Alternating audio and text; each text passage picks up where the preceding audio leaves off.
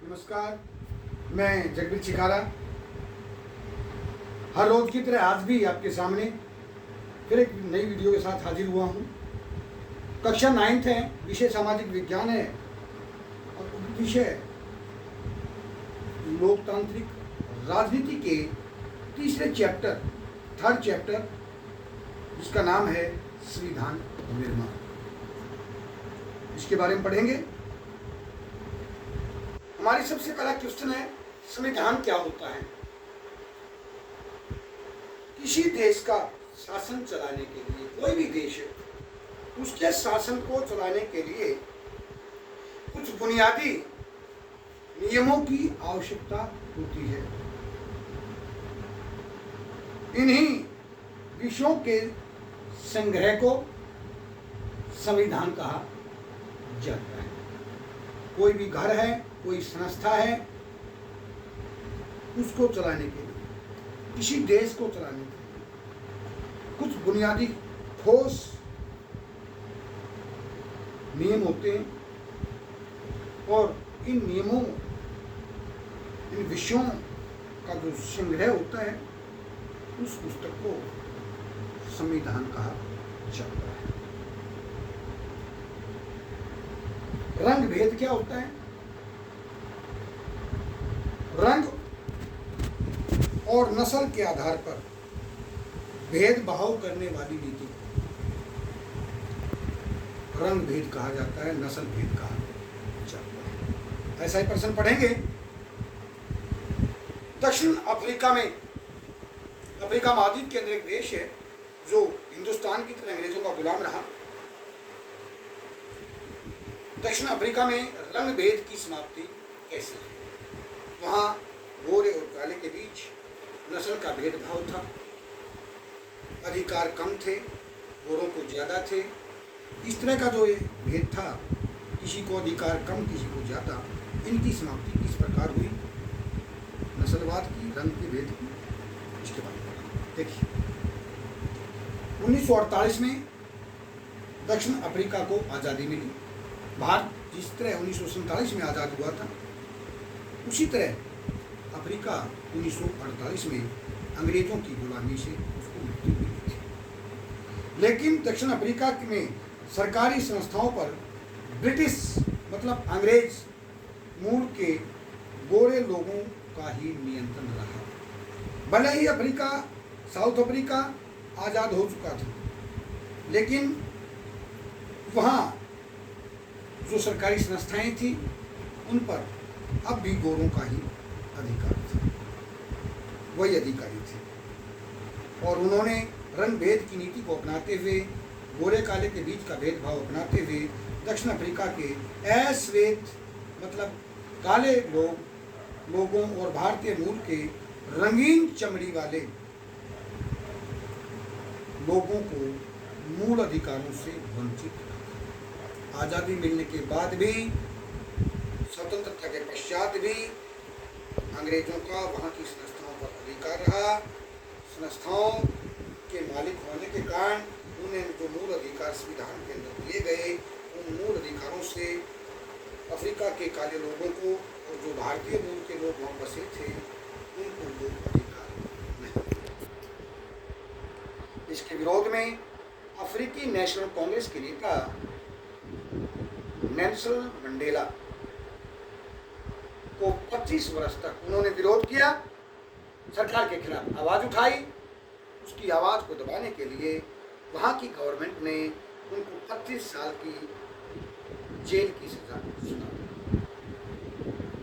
अंततः विश्व समुदाय मतलब संयुक्त राष्ट्र संघ के दबाव के आगे झुकते हुए नेल्सन मंडेला को अंग्रेजी हुकूमत ने आज़ाद करना पड़ा। विश्व का प्रेशर पड़ गया। हर देश इंग्लैंड की सरकार के खिलाफ था कि इस तरह गोरे और काले के बीच भेदभाव क्यों बढ़ता जा रहा है। आवाज़ उठाते हैं तो उन्हें जेल में डाल दिया जाता है, इसलिए उनको अधिकार दिए जाएं। और अफ्रीकी जो नेशनल कांग्रेस है, उसके नेता को 25 साल की जेल कर रखी है उसको रिहा किया जाए, आज़ाद किया जाए। इस दबाव में आके वहाँ की सरकार ने उसको रिहा कर दिया। सभी लोगों को समान राजनीतिक अधिकार प्रदान किए गए और 26 अप्रैल 1994 मतलब 1994 की मध्य रात्रि को दक्षिण अफ्रीका गणराज्य का एक नया झंडा लहराया गया। आज़ाद तो 1948 में हो चुका था, लेकिन अभी उन्हें मूल अधिकार नहीं मिले थे। ये मूल अधिकार वहाँ की जनता को कब मिले, ये विश्व समुदाय के दबाव में आने के बाद मिले। और 26 अप्रैल 1994 को रात के समय अफ्रीकी गणराज्य का एक नया झंडा तैयार किया गया और दुनिया का एक नया लोकतांत्रिक देश दक्षिण अफ्रीका बनाया गया। इस तरह दक्षिण अफ्रीका के अंदर 1948 से लेकर 1994 तक आज़ादी के बाद भी रंग-भेद मूल अधिकारों से वंचित था। आवाज़ उठाने वालों को की आवाज़ दबा दी जाती थी, जेलों में बंद कर दिया। इस तरह एक लंबे संघर्ष के बाद सरकार, अंग्रेजी सरकार को झुकना पड़ा और नेल्सन मंडेला को आज़ाद कर दिया। ये वही डॉक्टर नेल्सन मंडेला थे जिन्हें दक्षिण अफ्रीका का महात्मा गांधी कहा जाता है और ये दक्षिण अफ्रीका के पहले राष्ट्रपति भी बने। नेक्स्ट प्रश्न, रंग भेद की नीति से अश्वेत लोगों को कैसे पीड़ित होना पड़ता था। अब जो इस तरह का मूल अधिकारों से वंचित रखा गया, दक्षिण अफ्रीका के लोगों को उनके साथ क्या क्या दुर्व्यवहार हुआ, कैसे उनको तंग किया गया, इसके बारे में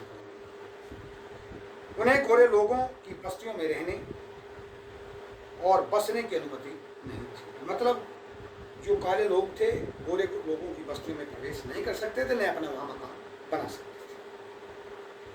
रेलों, बसों, होटलों, पुस्तकालयों, अस्पतालों में गोरों और कालों मतलब अश्वेतों के लिए अलग अलग व्यवस्थाएं थी।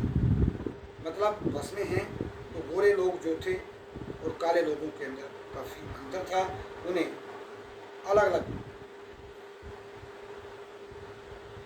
जगह पर खड़ा होना पड़ता था। गोरे लोग अलग बैठते थे, काले लोग अलग बैठते थे। चाहे वो लाइब्रेरी थी, चाहे वो सिनेमा घर थे, चाहे वो पार्क थे, चाहे वो बसेज थी, रेल थी, चाहे होटल थे, कुछ भी था,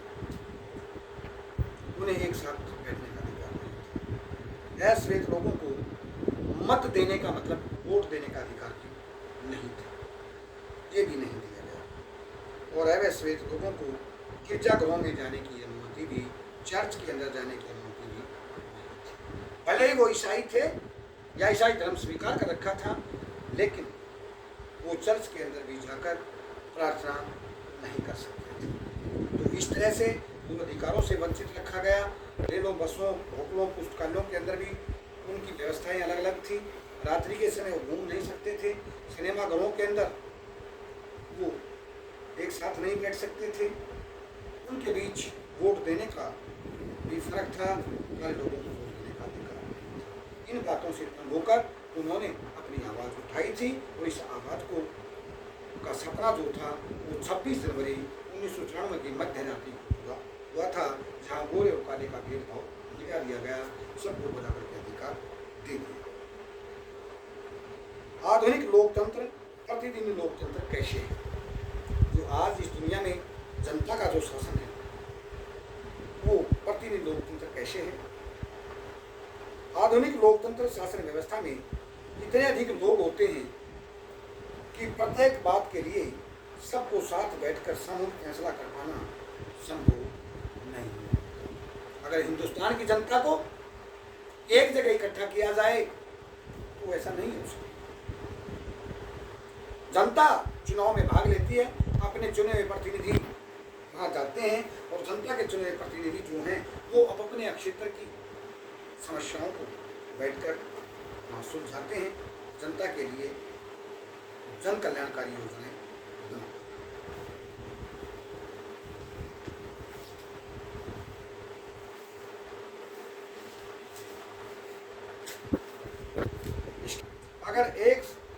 अगर यह संभव कभी भी अगर यह संभव हो तब भी प्रत्येक नागरिक के पास प्रत्येक फैसले में भाग लेने का समय, इच्छा और योग्यता और कौशल नहीं होता।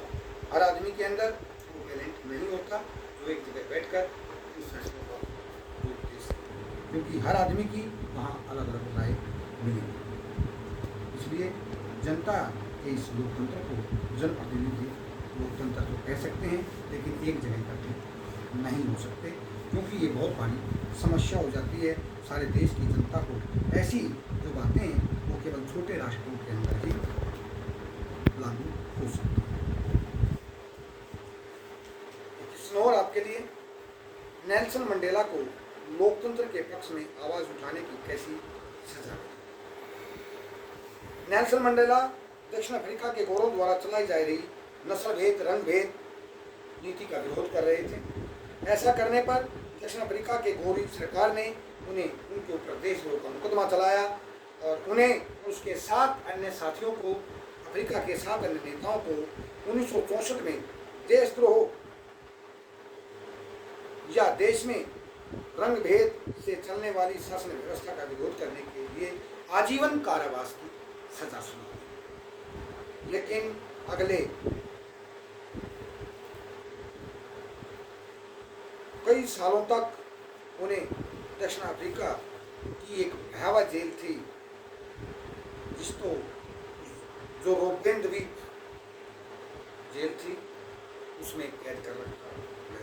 उन्हें अनेक यातनाएं सहनी पड़ी, लेकिन विश्व समुदाय के दबाव न कर अंग्रेजी गोरी सरकार ने उनको सब रिहा करना पड़ा और 26 अप्रैल 1994 को अफ्रीकी गणराज्य का झंडा फहरा गया और कोई सरकार जो थी